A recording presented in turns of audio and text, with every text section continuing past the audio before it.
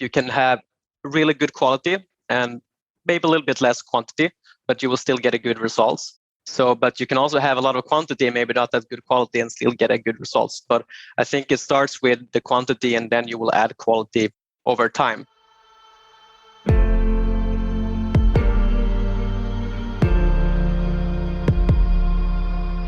This is RevOps Demystified, the number one most downloaded podcast in revenue operations. We invite the brightest minds in RevOps onto the show to deconstruct the what, why, and how behind rep productivity, forecasting, metrics, and all things revenue. This podcast is brought to you by Ebster, a revenue intelligence platform used to identify risk in the pipeline and score customer engagement.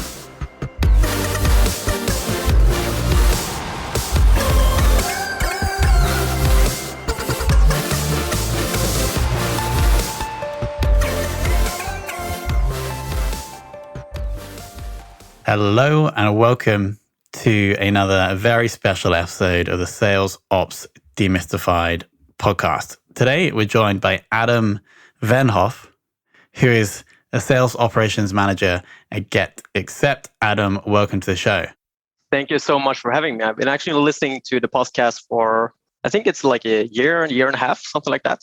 Really? Yeah, true. How many episodes roughly have you listened to?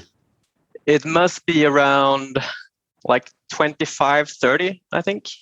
Okay. Something like that. So not everyone, but I like cherry picked some that I thought was interesting.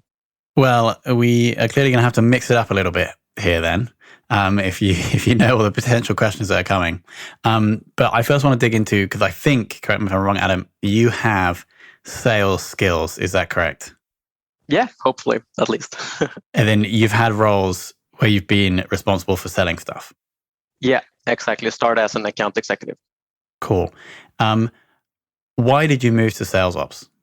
I would say I can give a little bit of background. So I joined GetAccept in 2016 as employee number 6 and started off as an AE selling the GetAccept platform. And after a while, when we started to expand, I got the possibility to be team leader for one of our sales teams in Sweden. And that's where I started to implement a lot of processes and structure, both in my own sales process, but also in the team. And then when we got the Series A round from DN Capital, that's when we really started to like push the pedal to the metal. And we needed someone to kind of take ownership and create a structure for the full sales team.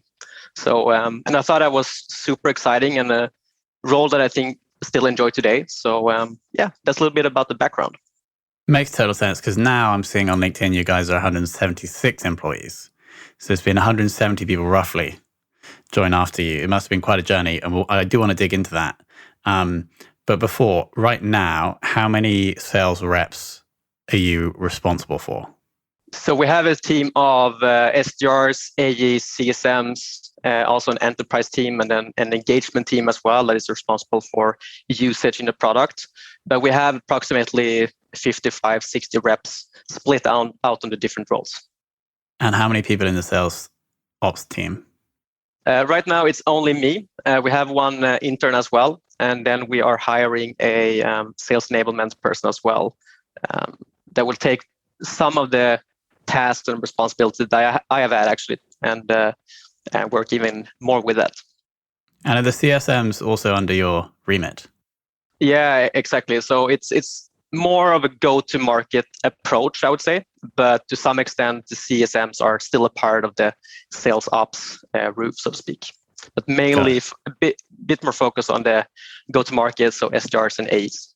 And what's your biggest challenge right now? Book more deals, I would say. That's the classic one. How can you build pipe in an efficient and structured and scalable way? Mm-hmm. So that's what we're focusing a lot on right now. Has anything worked well recently for that? Like maybe a new way of training the SDRs or a new way of finding leads that like suitable for the product?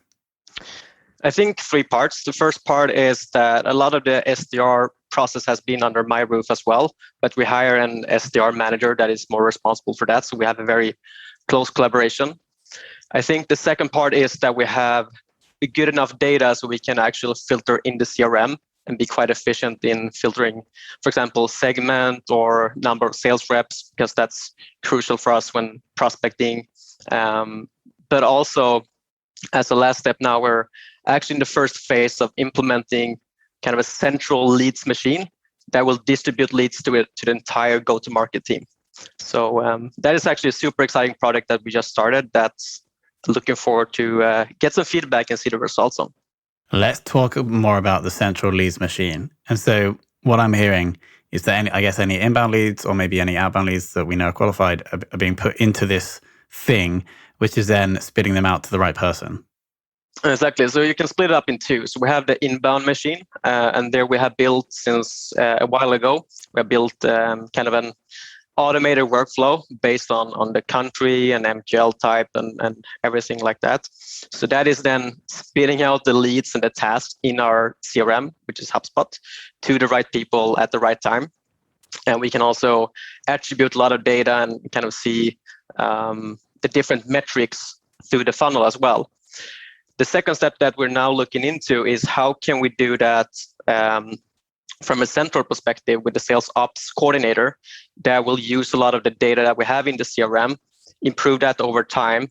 And then in the long run, I think being able to, it will be a mix of manual and automated process, but being able to push leads to the different reps using the CRM data and also using the different prospecting tools that we have. Awesome. And do you have any other strategies planned to help build more pipeline, or are these going to be top secret? I think that's top secret. And then, as I always say, it's activity is the key. Like if you don't have any activity, you won't book any meetings. So I think, yes, you can automate a lot of things, but you need to have kind of the activity baseline, because if you don't have that, then I don't think it will be successful. And so this is specifically for the SDR team, right? Mainly SDR team, but also the AE team, who has a lot of different things on their plate. They are booking meetings, they're running demos, they're negotiating, they book next steps. So how can we save time from them and also make sure that they focus on the right type of companies, meaning our ICP? Got it. So there's two different challenges here I'm seeing. I'd like to probably focus on the first one, which is getting the SDRs to do more activity. Do you have any tips to share on how you've been able to do that? I think that is always a tricky part on how you can increase activity. What I like to do is create some kind of gamification. So we have been using a gamification tool that once we actually were in the office, not anymore, but where you can showcase, for example, number of calls, number of booked meetings, but also creating that gamification when something happens. And you can do that not only using a specific tool, but you can push and automate that to, for example, Slack. So when someone books a meeting, then they will be showcased in a specific Slack channel, and everyone will just share them on, and that will create engagement, and engagement will then create activity, in my opinion. Yeah, and they're also getting the like a mini status boost when the whole channel, the recognition, exactly. Yeah, that makes sense. And then the other thing you mentioned about making sure that AMs are spending their time doing the right stuff. Can you share something you guys have done that maybe like automated part of the process that wasn't important, or even just told them to stop doing something because it's not important? But how have you been able to ensure that AMs are doing the right stuff? I think it always starts with a very structured onboarding plan and setting the right expectations from the beginning. So we have a 2-week onboarding program for the entire company, and especially the sales team, where we go through each and every part of the sales process. Could be how to prospect, how to do cold calls, how to conduct demos, how to negotiate, etc.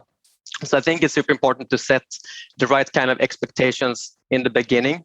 And then, I mean, there's a lot of things that you can do. Yeah, but what you're saying essentially is the most impactful thing you can do is ensuring that they understand what's expected of them when they join, but also you give them the skills to do that in the onboarding. Exactly. Awesome. All right, Alex, can we bring you in to dig a little bit deeper? Absolutely. Thanks, Tom. And thanks, Adam. Some really interesting pieces there that, I'm also keen to sort of dig into a bit more. Let's start with the gamification piece. So have you sort of seen any success from, or, any noticeable impact from those sort of Slack messages, and when you were in the office, from those presumably like responsive leaderboards and kind of encouraging to drive activity?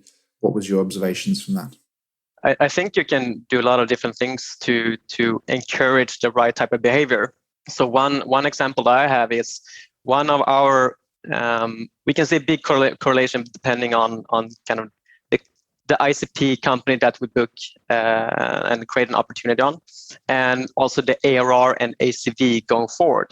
So we know that we should focus on booking bigger companies and booking companies that we can kind of land, expand, and then explode with customer success going forward. So then we thought like, okay, but then we should maybe only push the book deals in that kind of channel for the ICP companies. And that actually created the right behavior in terms of then booking the outbound deals and focusing on the right type of companies, and then having the right, creating the right type of behavior. Thanks. That's super helpful. So using it selectively to reinforce, where you want people to focus. Yeah, and I think you can play around with that long term as well, depending on what kind of focus you need at the moment. Maybe you just want to create engagement in terms of activity and you want to let everything through, or do you just want to select certain parts, maybe a specific segment or a specific vertical? So I think gamification can be used in so many different ways, but it creates engagement and recognition. Yeah, no, great. And I've been following a number of people on sort of Twitter in the sort of the educational tech space who are really pushing the boundaries, I think, of some of the things on gamification, and going beyond just having kind of rewards and actually trying to structure everything to make it more like a game. So the enjoyment of doing the task. And there's definitely, I think, there's a huge area of really understanding that for business and even going beyond just the recognition stage and really making the whole thing feel like an enjoyable kind of push. But that's really helpful, and I really like the idea of, rather than just add it as a layer on top of everything, so it always happens, really make it specific. So that comes for exactly what you're trying to achieve. Yeah, and just as you said, like how can you incorporate that in the daily work? And we have been playing around with a lot of different gamification methods. Some could actually be rewards related. It could be that you get a specific amount of money. Could be that you get a night at the spa. But I think what really matters long term is to create that daily structure and the daily engagement.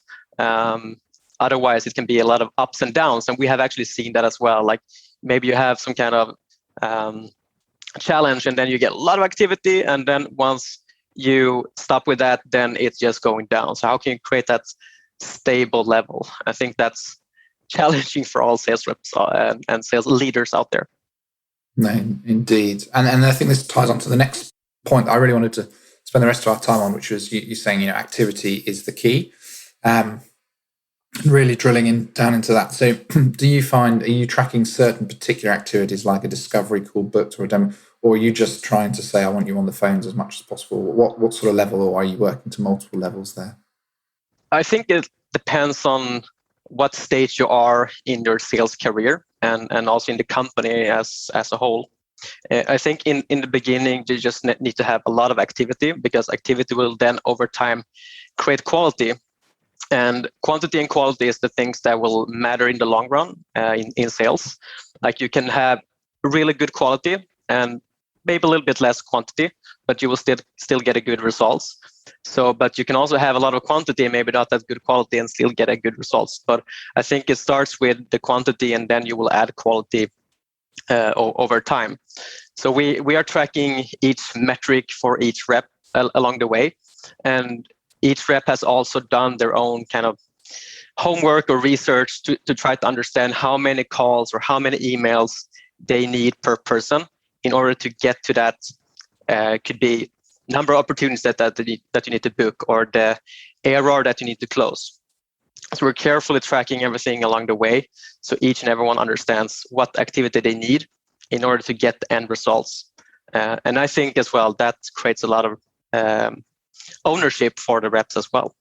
Indeed. And so from what you're saying, is it rep specific? So, the reps who work slightly different ways, they may see, well, actually, I need 4 calls on average and 10 emails. And another one say, well, actually, I need 8 calls and 3 emails because they're working differently. Is it that sort of idea? And you sort of tracking people to their own benchmark, or have you got sort of standard across the team kind of goals? We have standards, but we try to create their own kind of benchmark depending on where they are in their career. And that if they do the homework and the assignment themselves, that will create a lot of ownership, and then ownership will create this engagement and an activity that we talked about. And if you know that by heart, then you can really structure and plan your day depending on what you need to do and maybe what type of companies and what type of activities that you need to do to get to that end results and overperform your targets. Yeah, no, brilliant. And I think that structuring your day thing is a really important piece for all lines of work, but yeah, particularly again for salesmen, you're right. There's just a certain volume that needs to be accomplished to get anywhere, and if every day feels the same and there's not no structure and nothing to kind of help you measure micro progress, then it's going to be very tricky. So I think that's really helpful. I'm very interested because one of the big things, so I work on our team on using sort of professional services and really helping support the reporting that we can do. And a big thing that we do is sort of move to beyond activity to look at engagement, sort of reciprocal engagement from us to third parties, whether it's prospects or customers, so that we can sort of merge that quality and quantity together to really drive towards that, and it supports multiple ways of working. And as you said, supporting people through a journey of maturing and seeing that the activity is generating quality. And I've just been looking to really supplement that with how to some best practices around just driving activity. And one of the key ones I've been looking at is the sense of particularly important activities, like you're building out your prediction for the year. You can back calculate from your revenue goals to this is how many demos I need to have booked, so getting the opportunities, how many discovery calls I need to get my demos, and by plugging back in and working out for us the level of engagement, or as you said, the level of activity to get there, then you can start to work out, well, how many reps do I need / how much do I need them to do a day. And that's been playing around with that. So really interesting to get some of your insights on that area particularly. Yeah, exactly. And each and every time when we plan for the next up and coming year, we always have this in consideration. Both like what is the ARR goal that we would like to achieve, and what is the productivity of each rep or each AE, each SDR, and each CSM, for example. And then you can really backtrack that to understand how many reps that you need to have in each specific team. And what's quite interesting as well is that the quality and quantity can also vary depending on the local market. And that's something that we and I have learned as well along the way, that the markets may vary quite a lot as well. For example, if you're selling in Sweden versus UK, that's a lot of difference. And we have learned a lot along the way as well. So I totally agree. Okay, great. Well, thank you. And then the last piece really just to focus on was sort of two-found. One is about being employee number 6 in what's become a very successful, fast-growing business. And I would tying that in, I suppose, the other thing with being, the head of your department, where the department is you, basically, or you're an intern currently, and overlooking 60 reps. I think our average number is about 1 to 10, something like that. Tom will know better than I will. But so two things I'm really interested in you to speak to there. One is that journey from being so early doors in success. I think that would be fascinating. And the other is also how you prioritize and how you there's so many things that the sort of sales and revenue operations hat entails, and how do you prioritize working across supporting so many reps? And it's been a crazy journey going from 6 or 7 people that we were back then until now when we're about 170. I would say that the culture and the company and the founders and the product is what really made me join GetAccept in the first place, and that is something that has never changed. And I think once you join an early stage company, that you really need to believe in the founders and the product and kind of the direction you're going in. And I think what's has been successful for us is that we have been working very, very hard. And looking back, we kind of have switched from an outbound model to marketing, inbound model, and now moving more towards a PLG structure and approach. So we have had a lot of different stages along the way. And it's not the same company that it was like 5 years ago, but it's in some way it still is. So, I mean, for me, I gained a lot of knowledge in the beginning, and I've been with the company for so long, so I know every aspect of the company. And I think that has been a key also in developing into the sales operations role as well. And it's exactly as you said, I have both sales enablement and sales operations under in my role as a combination. And it's hard that you need to prioritize a lot and you need to focus on the things that really matters. You might have like 100 things in your backlog that you know is important and things that you need to do. But what are some of the things that we are focusing on is OKRs, meaning objectives and key results. And each and every product that you do, is this connected to kind of the long-term objective and key results? And if we have a successful project, what is the impact of that, and how is that connected to the OKR? So I think that has helped me quite a lot to understand how I need to prioritize, and then just being really good at getting stuff done and not having to always have a perfect project and a perfect outcome, but rather getting things done. I think that's crucial if you're an early stage and scale up company. Indeed. No, this is I think very, very impressive, because I remember reading something, and I'm just terrible at remembering any of these names, but it was basically saying how in sort of sales ops and RevOps that it's very hard to work on the important over the sort of the urgent. There's so much incoming work. Oh, this report isn't working, or this, I need this. can't find that. It can be, continually sort of putting out fires, and when do you get time to focus on the strategic side? And so, making sure you're being very diligent, sticking to driving towards your OKRs to really make sure that you're progressing must be a key thing. So thanks. That's really, really helpful. And I'm sure there'll be plenty to learn for your intern and for people joining the team from how you've been able to manage and run and grow so successfully. So just last question from me, which is really just opening the floor to you, and just any insights or anything that you want to share in the world of sort of sales op, anything that you think is particularly interesting, or maybe other people aren't really talking about enough or thinking about now, a new best practice, anything like that you might want to share with the audience.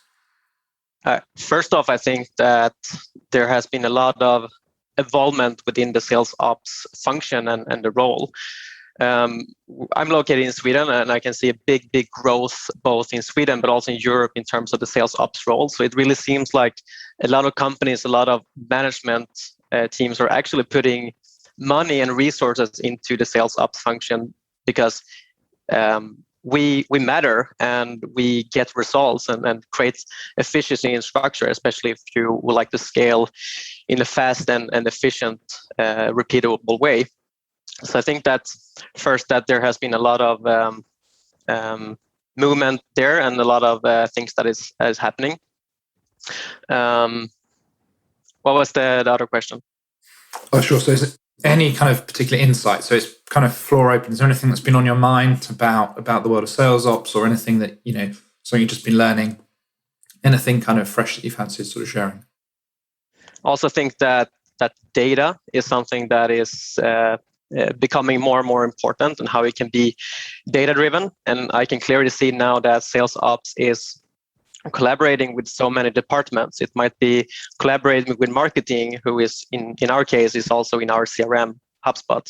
So how can we have the right data in terms of marketing activities and different sales activities that we have, and then of course combine that with the kind of centralized leads machine that we're now building. So I think data overall is a super important thing that a lot of sales people and sales operations leaders are now focusing a lot on. Great. No, thanks very much. Cool. I think it's time to bring Tom back just to wrap us up. Yes, Alex, you are close. The average number of reps to sales/RevOps person is typically around 15. So you are close. But at least going forward. But that does I nearly said highlight 10 to 15, but I backed out. It does highlight the pressure. Compared to just half a year ago, we're now almost 3x the number of sales ops. So we're getting there closely. Yeah, it seems like we're due a hire in the GetAccept sales team. If you need any like referrals for the business case for the new hire, then you can send them to me and Alex. Not that we would be helpful. Anyway, final and most important question. You probably heard this one before. Adam, it's the one person in the world of sales ops that you'd love to take for lunch. I mean, you have interviewed 200 sales ops leaders. You have probably gathered a lot of good insights and information that you can share. So I would probably take you guys out for lunch. Oh, thank you. I think that's the first time we've had that answer, but we would be delighted to go for lunch and share the sales ops wisdom. I'm not sure how much of that I have, but Alex has definitely been accumulating significant sales ops wisdom over the last few years. So thank you very much, Adam. We really appreciate that. And I want to thank you for coming on. I think we may have broken a record for a number of questions in an episode because that was quite a quick fire. So I want to thank you for being quick and dense with the value in your answers and for sharing everything that you're doing over at GetAccept. It seems like it's been an awesome journey, but it hasn't yet finished, of course. There's a lot more to come. So Adam, thank you so much for coming on. Thank you so much for having me.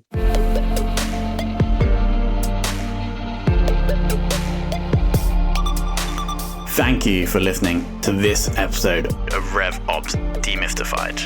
If you're listening on a podcast listening application, please follow, rate, and review the show. And if you have any questions about the show, can recommend a guest, or just want to learn more about RevOps or Ebster, hit us up at podcast@ebster.com.